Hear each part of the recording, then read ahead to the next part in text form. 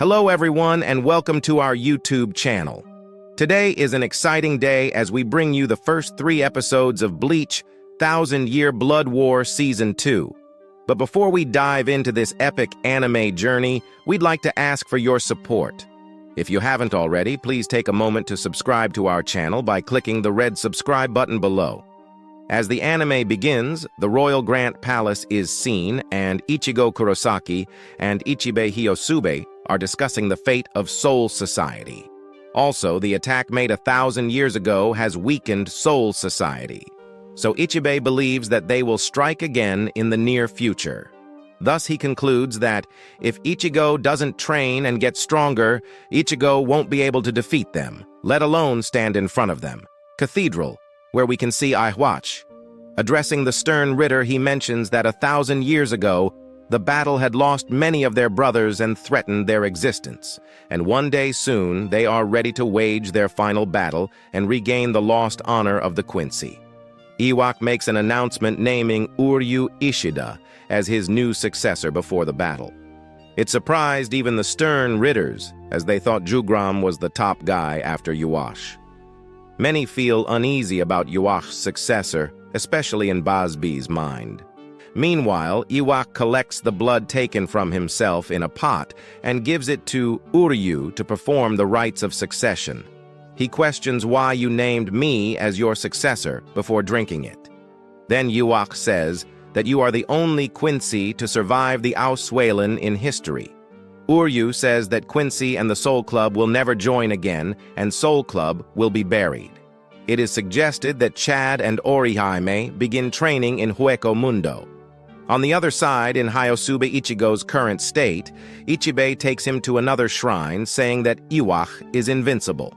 No one could enter the place without the Soul King's permission, and he was summoned to the place to strengthen him.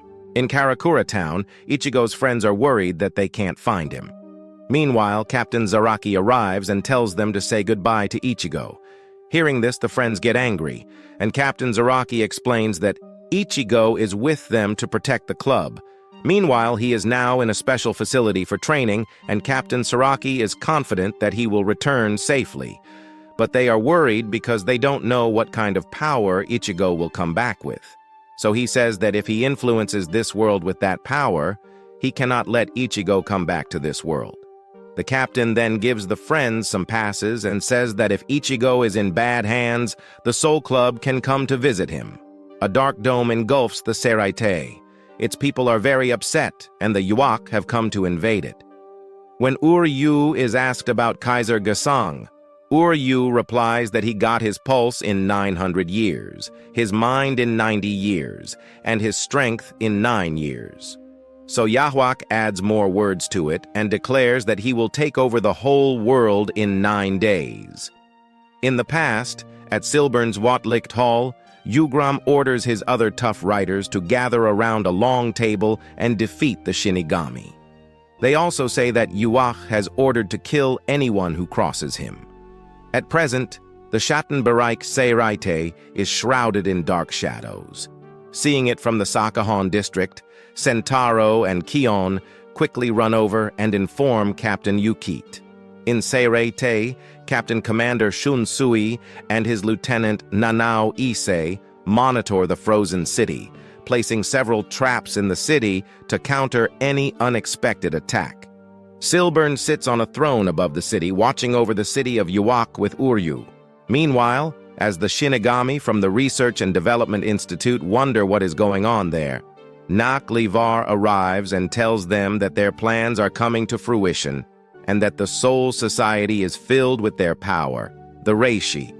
Jugram then approaches Captain and Lieutenant Nanao and tells them that this time, like last time, they were able to penetrate the Soul Shield membrane without invading Seraite. Jugram says his glorious Yuak prefers short battles because he loves peace. So Yuak told them to destroy the enemy quickly. Meanwhile, in front of the former 10th Division barracks, a battle between 2 groups is being waged. There, Basbi burns the Shinigami, as they tell them not to let anyone pass them. Surprisingly, no one was hurt. There, Captain Toshiro and Lieutenant Rangiku came and protected them by using a wall of ice.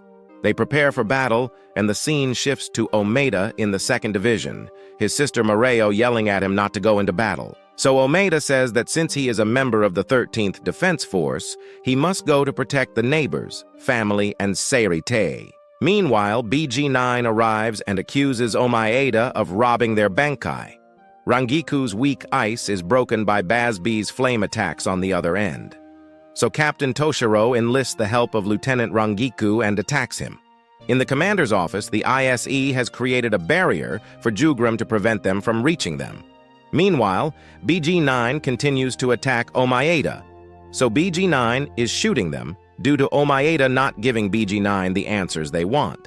But there comes the captain of the 2nd Division, Sui Feng, who knocks down all the bullets that were aimed at them. Then, using her superpowers, rushes towards BG9 and attacks him. At the Research and Development Institute, Naklevar looks at Mayuri and decides to give up the fight. After that, while trying to leave, he asks Mayuri why you don't follow me and touch me. So he knows that Naklevar wants to bring Mayuri to his territory, so he rejects it. Bazb destroys ice blocks to get back up. Rangiku creates an iceberg to prevent his return, but Bazb uses only one of his fingers to destroy it. The battle between Sui Feng and BG9 is also very intense. BG9 is hit hard, but he comes back and launches a massive attack on Sui Feng. Meanwhile, Toshiro tries to escape Bazb's attacks. There, Toshiro manages to trap Bazb, and he escapes from that trap very easily. So Bazb uses his 2nd finger to slash Toshiro, and he falls. Mayuri realizes that 2 spirit pressures have disappeared and learns that they belong to Captain Zoe Feng and Matsumoto. Accordingly, he understands that no one can fight without Bankai, and he is the only one who can fight. All over the Seirei, battles have broken out for each of the factions.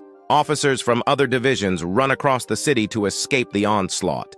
Meanwhile, Kangdu comes to Bazb from the sky and tells him to get out of there, and Kangdu says he will kill Toshiro. He then drops the Rangiku he brought to the ground. Kusuke arrives at the 12th Division and tells Mayuri that he has devised a plan to return the stolen Bankai from them and prevent them from stealing again. So he expects Captain Mori's support for that. Mayuri then hacks into the lab's computers, and the officers send insects to reset it. By that time, Mayuri entered the computer. Kisuke gives Mayuri a black pill called Shineyaku and says that he can stop them from coming to steal the Bankai again. When he finds out it was stolen, he says he stayed in Hueco Mundo because he knows how to stop it.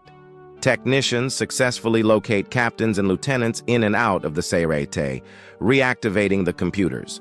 Accordingly, the Tentikura formed, and Kusuke addressed all the captains and lieutenants.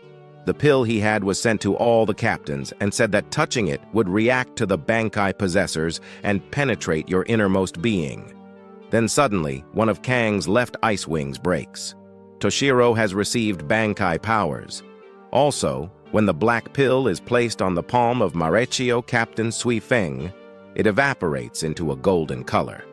She then unleashes a Bankai, Jakuho Raikoben, and fires the BG9, causing a huge explosion. Elsewhere, after a heated battle between Toshiro and Kangdo, Toshiro blocks an attack from Kangdo and locks him in an ice chamber. Sitting on the throne, Yuak questions whether Bankai has returned to the Soul Reapers.